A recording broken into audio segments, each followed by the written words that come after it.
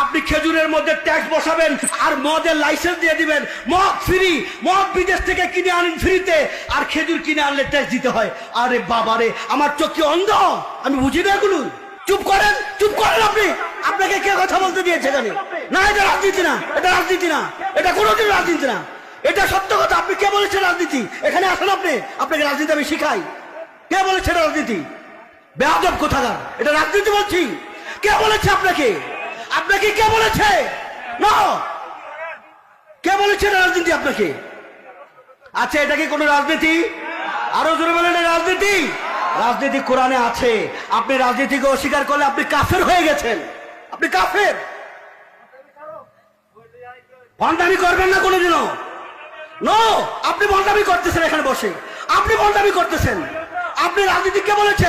আমি একটা শব্দ রাজনীতির বলেছি এখানে না, এটা কোরআনে আছে, এটা কোরআনে আছে, এটা কোরআনে আছে। আপনি কোরআন পড়েছেন? আল্লাহ বলেছেন ইকরা বিসমি রাব্বিকাল্লাযী খালাক। সন্তান বাজিয়েছেন, গুলি করতেছেন আপনার হাইস্কুলের ছাত্রদেরকে, আর বলতেছেন সন্ত্রাস আমরা করি, রাজনীতি আমরা করি। আজকে কলেজে কেন, ইউনিভার্সিটিতে কেন ছাত্রকে শিক্ষক গুলি করে? কেন গুলি করে? এই সন্ত্রাসী সেখানে শিক্ষা দেওয়া হয়, মাদ্রাসায় এগুলো শিক্ষা দেওয়া হয় না। ঠিক কিনা বলেন? মুখ বন্ধ করে বসে আছেন, আরেকজন এখন ফালতুমানি করতেছে, বেটো দিচ্ছে। হুঁশিয়ার করে দিলাম, কোরআনের বিরুদ্ধে কোনো কথা বলবেন না, ইসলামের বিরুদ্ধে কোনো কথা বলবেন না, মাদ্রাসার বিরুদ্ধে কোনো কথা বলবেন না। আপনি বলেছেন মাদ্রাসার বিরুদ্ধে কথা, এটা কোনো রাজনীতির কথা এখানে বলা হয় নাই। আপনি রাজনীতির র বুঝেন না, রাজনীতির র বুঝেন না, আপনি রাজনীতির র বুঝেন না। রাজনীতির একটা কথা এখানে বলা হয়েছে, আপনি অপরাধ করবেন আমি বলতে পারবো না। এত বড় মস্তান হয়ে গেছেন আপনি। আপনি গুলি করবেন ছাত্রকে, আমি বললে রাজনীতি হয়ে যাবে, রাজনীতি হয়ে যাবে এটা। আপনি খেজুর ছেড়ে দিয়ে বড়ুই দিয়ে ইফতার করতে বলবেন, আমি এটা বললে রাজনীতি হয়ে যাবে, রাজনীতি হয়ে যাবে। যে কোনো কারণেই বলুক, এত দুর্ভিক্ষে পড়ে নাই আমাদের দেশের লোকেরা। আপনি খেজুরের মধ্যে ট্যাক্স বসাবেন আর মদের লাইসেন্স দিয়ে দিবেন, মদ ফ্রি, মদ বিদেশ থেকে কিনে আনেন ফ্রিতে, আর খেজুর কিনে আনলে ট্যাক্স দিতে হয়। আরে বাবারে, আমার চোখ কি অন্ধ?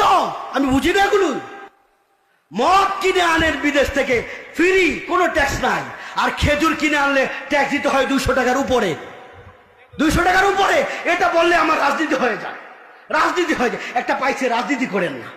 আপনি একা রাজনীতি করবেন, আমি রাজনীতি করলে এটা অপরাধ হয়ে যায়। সন্তানদেরকে, মা বোনেরা, অনেক মা বোনেরা আজকে এখানে ওয়াজ শুনতেছেন, সন্তানদেরকে মাদ্রাসায় দিতেছেন।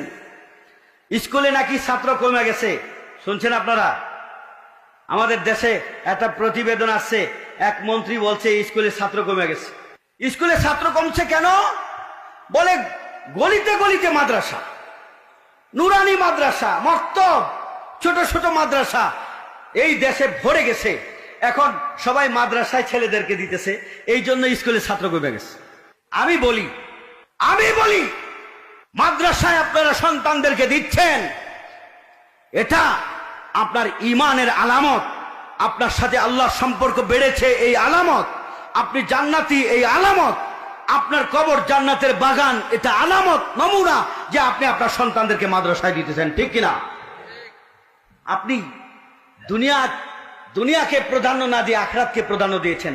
আমার ছেলেকে ব্যারিস্টার ফেরিস্টার বানাতে চাই না, আমার ছেলেকে মসজিদের ইমাম বানাতে চাই, আমার ছেলেকে মাদ্রাসার আলেম বানাতে চাই, আমার ছেলেকে আগে হবে হাফেজে কোরআন, এরপরে ডাক্তার হোক, ইঞ্জিনিয়ার হোক, প্রকৌশলী হোক, যা হোক, আমার ছেলে আগে হবে হাফেজে কোরআন, আগে হবে কারিয়ে কোরআন, আগে হবে কোরআনের আলেম, এরপরে যা ইচ্ছা তা হোক। ঠিক কিনা জোরে বলেন? এই অনুভূতি আপনার ভিতরে জাগছে, আপনার ভিতরে আসছে, এজন্য আপনি মাদ্রাসায় দিচ্ছেন সন্তানকে, স্কুলে দিচ্ছেন না। আর আপনারা বলছেন মাদ্রাসা বেশি হওয়ার কারণে স্কুলে ছাত্র কমে গেছে, লজ্জার কথা আপনারা বলে দিয়েছেন। এটা বলতে আপনাদের লজ্জা হলো না?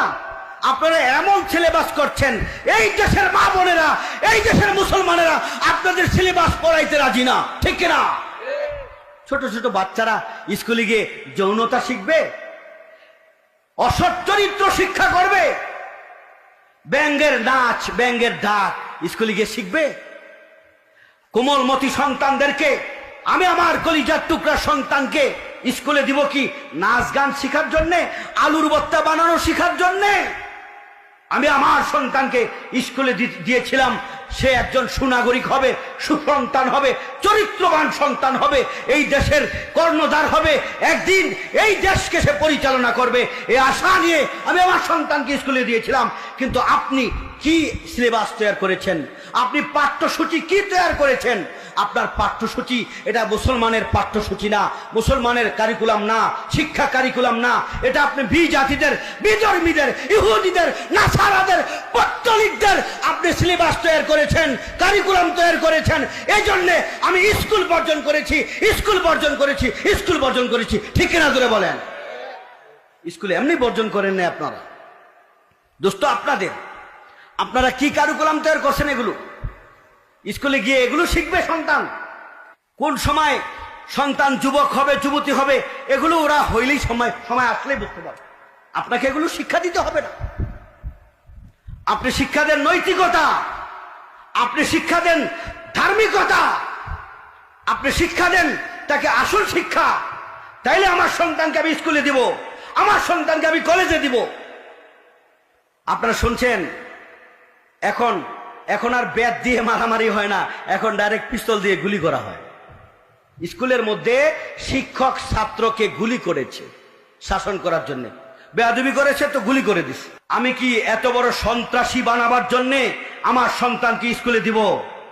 তাহলে আমি কোথায় দিব? মাদ্রাসায়, যেখানে আমার সন্তান সন্ত্রাসী হবে না, আমার সন্তান হবে ইমামুল মসজিদ, মসজিদের ইমাম। ঠিক কিনা জোরে বলেন?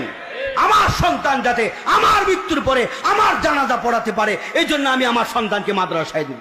আমার সন্তান যাতে আমার মৃত্যুর পরে আমার লাশকে কবরে ঠিক মতো শোয়াইতে পারে, এই জন্য আমি আমার সন্তানকে মাদ্রাসায় দিব। আমার সন্তান যাতে কোরআন পড়ে আমার জন্য রাব্বির হামহুমা কামা রাব্বায়ানি সগীরা, এই কথাটা বলে দোয়া করতে পারে, এই জন্য আমার সন্তানকে আমি মাদ্রাসায় দিব। আমি স্কুল থেকে এমনি আমার সন্তানকে মাদ্রাসায় নিয়ে আসি নাই। তুমি আফসোস করতে করতে মরো, তুমি আফসোস করতে করতে জীবন দাও, তুমি আফসোস করতে করতে মরো। আজও পর্যন্ত শোনা যায় নাই একটা মাদ্রাসার ছাত্র আত্মহত্যা করেছে। কিন্তু পত্রিকা খুললেই আমরা শুনি না মাদ্রাসার, স্কুলের, কলেজের, ইউনিভার্সিটির পড়ুয়া মেয়ে ছেলে আত্মহত্যা করছে। গতকালও বরিশালের একটা মেয়ে আত্মহত্যা করেছে 16 বছরে। আজকে তার ব্যাপারে মাসালা জিজ্ঞাসা করছে। আপনারা কোনোদিন শুনেছেন কোন মাদ্রাসার ছাত্র আত্মহত্যা করেছে? তো আমি আমার সন্তান যাতে আত্মহত্যা না করে, আত্মহত্যা করে জাহান্নামী না হয়, এজন্য আমার সন্তানকে আমি স্কুলে পড়াবো না, কলেজে পড়াবো না, আমার সন্তানকে আমি মাদ্রাসায় পড়াবো। ঠিক কিনা জোরে বলেন? এই কারণগুলো বিবেচনা করে অভিভাবকরা ছোট ছোট সন্তানদেরকে মক্তবে দিচ্ছে, মাদ্রাসায় দিচ্ছে, স্কুল খালি হয়ে যাচ্ছে। তো স্কুল খালি করার পিছনে কি মাদ্রাসাওয়ালাদের দোষ না আপনাদের দোষ? জোরে বলেন, কাদের দোষ?